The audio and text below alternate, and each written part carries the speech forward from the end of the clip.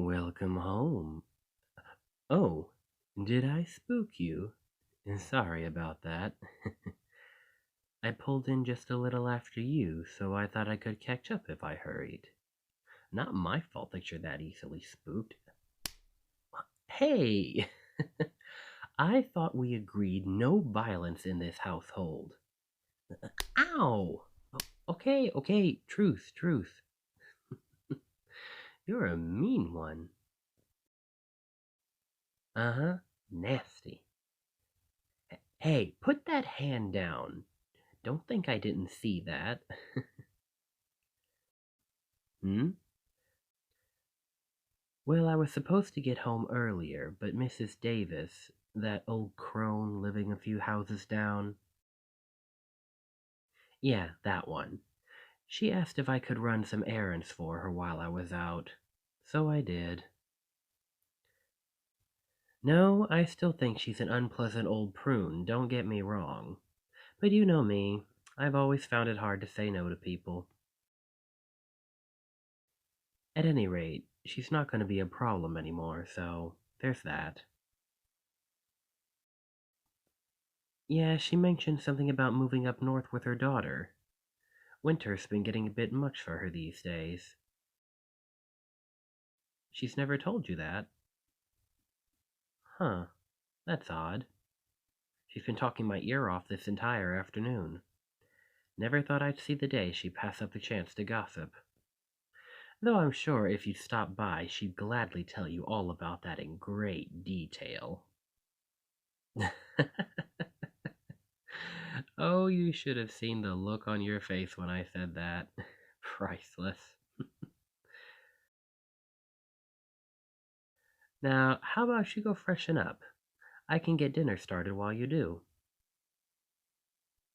You sure? I know it's your turn to do it tonight, but you've had a long day and all. I can get it done instead. Alright, tell you what. How about this? We can both get dinner done tonight. It'll be a lot faster that way. Besides, it's been a while since we've last made anything together, so this should be fun. You can be my sous chef.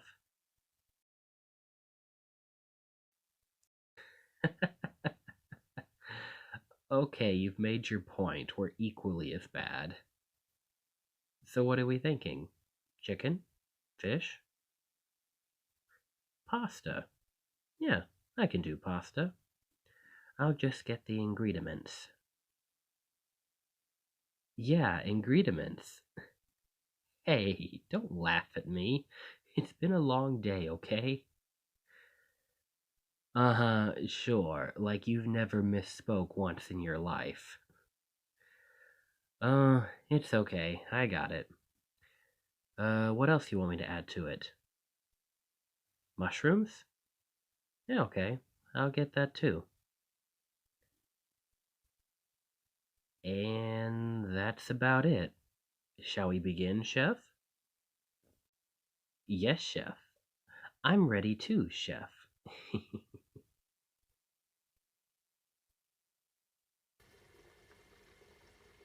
So how did your talk with Margaret go? We still on for Saturday? Yeah, that makes sense. I sort of figured that you wouldn't be able to get away, considering how work's been so hectic for you lately.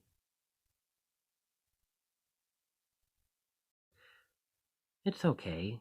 Don't sweat it, babe. We can always reschedule or work around it. Besides, come to think of it, now probably isn't the best time to be going out anywhere in the first place. Especially not after your team found the freshly made nest of one of those things. It's crazy to think about how quickly those monsters manage to get past defenses and integrate themselves among us. Oh, management had a field day with it, I'll tell you that. So much time spent covering everything up and not enough time spent on actually catching those buggers. It's ridiculous. At least they made it a point to install panic buttons in everyone's homes. I mean, with us living way out here, help would still take a while to arrive, but this would get it through faster. Your best bet in the meantime would have been to do whatever you can to delay the inevitable. Which is why you were so keen on continuing this little charade of yours, isn't it? Hoping that I wouldn't catch on to your attempt to signal for help if you just pretended to be unaware. You can't out-pretend the pretender, baby. You should have learned that by now. I hate to dash your hopes, but reinforcement isn't coming. The panic button in our home has long since been tampered with after all. Oh, and I wouldn't bother screaming either. You'll just attract the others. And I think I'd like to keep this neighborhood to myself for a while, thank you very much. Come now, don't run from me, sweetheart. You had zero problems cozying up to me a while earlier. How did you find out? I was so sure I got all his mannerisms down after going through the trouble of shadowing him for 2 whole months. Was it the late return? The Mrs. Davis cover story? I see. Oh, and the mushrooms were a test. Of course, the thing would catch me out. The one thing that would catch me out would be the damn mushrooms. I'll be damned. Guess I should have watched them closer, huh? The devil's always in the details after all. What do you think happened to him? The very same thing that happened to all your neighbors, of course. I ate them. It's a quiet neighborhood, and you often don't return home until late in the night. Makes it easier to pick them off one by one in preparation for the arrival of my brothers and sisters.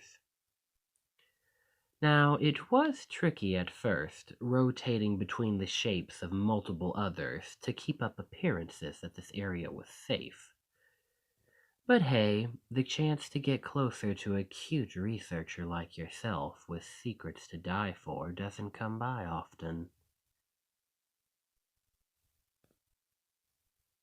You're really asking why I kept you alive after all this time? You're right. I could have killed you, taken your shape and attempted to infiltrate your workplace for information a long time ago. I could even do it now. Just tighten my grip ever so slightly. And rip you in two. But I don't want to. When I ate your partner, I saw what he saw, felt what he felt.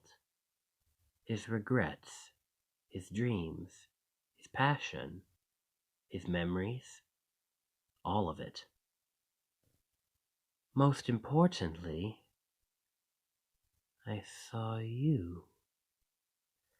You were a part of each one of his most vibrant memories. You gave him warmth. You gave him comfort. He's been commended on his bravery quite often throughout his lifetime. But there were times that he didn't need to be brave. He needed to be safe. And you understood that. You gave him the safety without once judging or thinking poorly of him. You gave this relationship your all. But the same couldn't be said of him, could it? All that sneaking around, hiding secrets.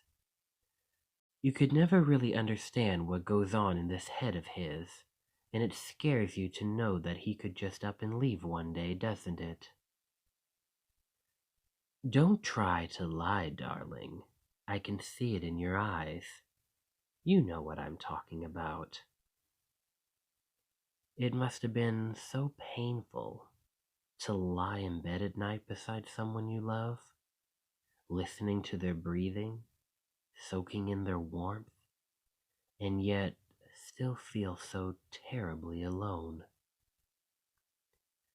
And after some point, you don't even know if you're staying because you love him or if you're just afraid of losing everything you fought so hard for.